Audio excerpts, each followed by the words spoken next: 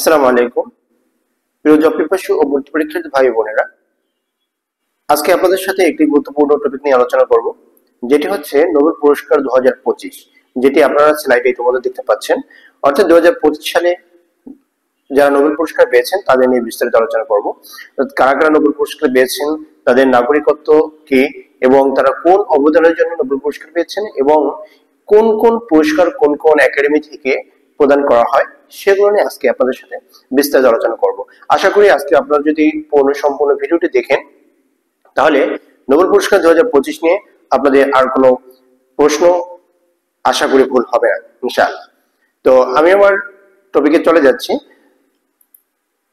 আমরা শুরুতে দেখতে পাচ্ছি যে চিকিৎসা বিজ্ঞানে নোবেল 2025, চিকিৎসা বিজ্ঞানের নোবেল পুরস্কার 2025 সালে চিকিৎসা বিজ্ঞানে নোবেল পুরস্কার পেয়েছেন তিনজন, যারা হচ্ছেন মেরি ব্রাঙ্কো, যিনি হচ্ছেন যুক্তরাষ্ট্রের নাগরিক, এরপর হচ্ছেন ফ্রেড র্যামসডেল, তিনিও যুক্তরাষ্ট্রের নাগরিক, সিমন সাগাগুচি, তিনি হচ্ছেন জাপানের নাগরিক। তো তাদের অবদান হচ্ছে কি?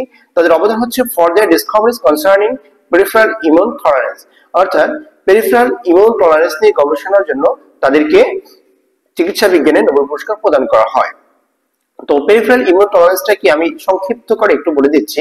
সেটা হচ্ছে আমাদের বডির যে ইন্টারনাল ইমিউন সিস্টেম আছে, ইন্টারনাল ইমিউন সিস্টেমের যে উপাদানগুলো আছে সেগুলো যাতে নিজের ক্ষতি না করে আমাদের বডির ইমিউনিটি বজায় রাখতে পারে, সেটি নিয়ে মূলত হচ্ছে এই তিনজন ব্যক্তি গবেষণা করেছেন, এবং এই জন্যই হচ্ছে তাদেরকে চিকিৎসা বিজ্ঞানে 2025 সালে নোবেল পুরস্কার প্রদান করা হয়েছে।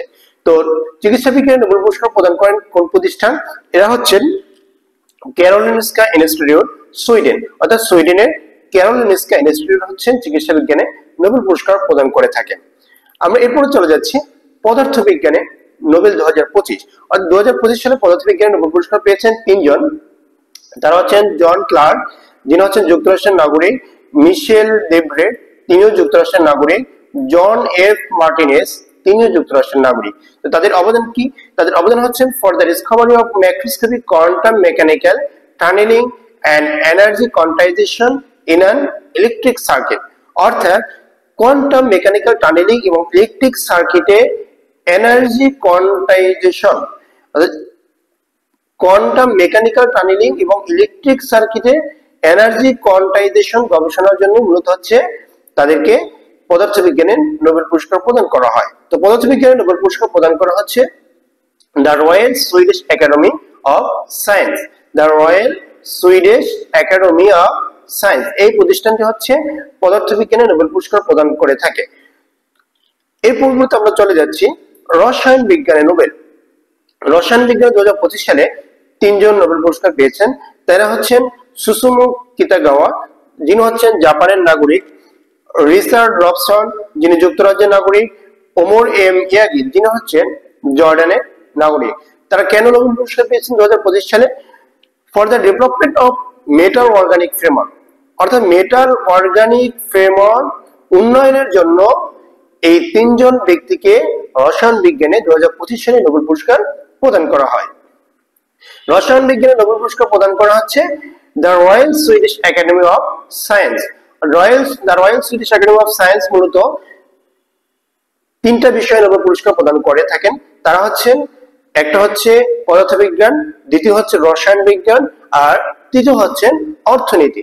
অর্থাৎ ভালো করে আপনারা মনে রাখবেন, দ্য রয়্যাল সুইডিশ একাডেমি হচ্ছে তিনটি বিষয়ে নোবেল পুরস্কার প্রদান করে থাকে। আমরা জানি যে মোট 6টি বিষয়ের উপর নোবেল পুরস্কার প্রদান করা হয়।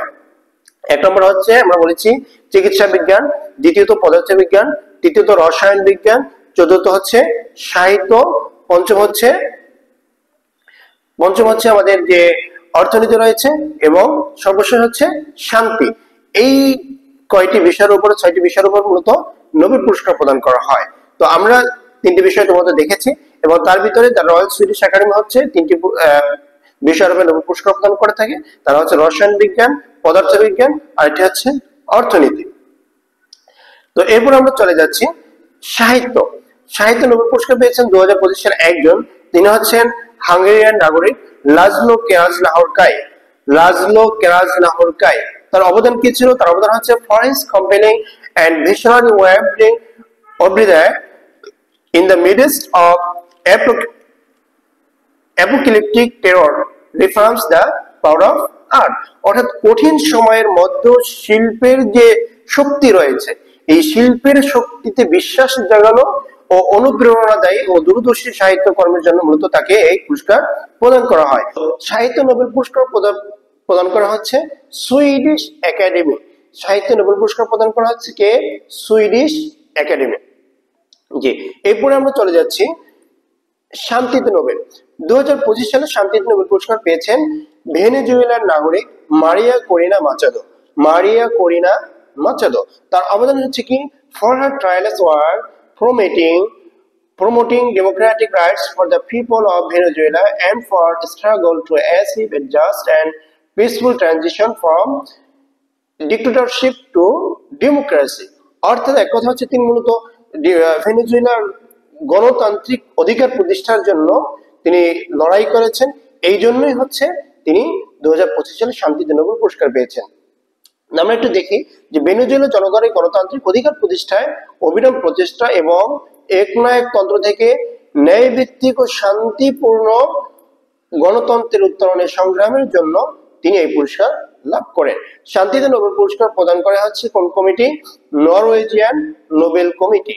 নরওয়েজিয়ান নোবেল কমিটি, আপনারা ভালো করে মনে রাখবেন। জি, আমরা এর পরবর্তীতে চলে যাচ্ছি। সর্বশেষ যে অর্থনীতিতে নোবেল পুরস্কার 2025 সালে পেয়েছেন তিনজন ব্যক্তি, তারা হচ্ছেন জোয়েল মকির, যিনি নেদারল্যান্ডের নাগরিক, ফিলিপ এগিও, যিনি হচ্ছেন ফ্রান্স অর্থাৎ ফ্রান্সের নাগরিক, এরপর হচ্ছে পিটার হাউইট, তিনি হচ্ছেন কানাডার নাগরিক। তাদের অবদান হচ্ছে কি? For having identified the prerequisites for sustained growth through technological progress, অর্থাৎ উদ্ভাবন নির্ভর অর্থনৈতিক প্রবৃদ্ধি ব্যাখ্যা করার জন্য মূলত এই তিনজন অর্থনীতি নোবেল পুরস্কার পেয়েছেন। তো এই উদ্ভাবন নির্ভর অর্থনৈতিক প্রবৃদ্ধিটা কি? তারা যেটা বোঝাতে চেয়েছেন সেটা হচ্ছে যে আমাদের যে অর্থনীতি রয়েছে সবসময় এখান থেকে প্রবৃদ্ধি হবে না, সবসময় প্রফিট হবে না, কখনো লস হতে পারে। এই যে লসটা হবে, এই লসটাকে কিভাবে আমরা প্রযুক্তিকে কাজে লাগিয়ে লসটাকে কাটিয়ে উঠতে পারি সেটি নিয়েই হচ্ছে মূলত এই তিনজন ব্যক্তি গবেষণা করেছে। এই জন্য 2025 সালে তারা অর্থনীতিতে নোবেল পুরস্কার পেয়েছেন। তো এখন আমি যেটা বলেছি সেটা হচ্ছে the royal Swedish academy of science, এরা হচ্ছেন 2025 সালে অর্থনীতিতে নোবেল পুরস্কার প্রদান করে থাকে। তো the royal Swedish academy of science, আবারও মনে করিয়ে দিচ্ছি, তিনটি বিষয়ের উপর হচ্ছে নোবেল পুরস্কার প্রদান করে দেয়। তারা হচ্ছে অর্থনীতি, পদার্থবিজ্ঞান আর হচ্ছে রসায়ন বিজ্ঞান। এই তিনটি বিষয়ের উপর হচ্ছে নোবেল পুরস্কার প্রদান করে থাকে। তো সম্মানিত ভিউয়ার্স, আশা করি আজকে আপনাদের ক্লাসটি ভালো লেগেছে। যদি আমার ক্লাস থেকে আপনারা সম্পূর্ণ উপকৃত হয়ে থাকেন, আমার চ্যানেলটি আপনারা সাবস্ক্রাইব করে দিবেন, আমার পাশে থাকবেন এবং লাইক বাটনটি ক্লিক করে দিবেন। সবাই ভালো থাকবেন। আবারও বলছি আমার চ্যানেলের সাথে থাকেন। ধন্যবাদ সবাইকে। আসসালামু আলাইকুম।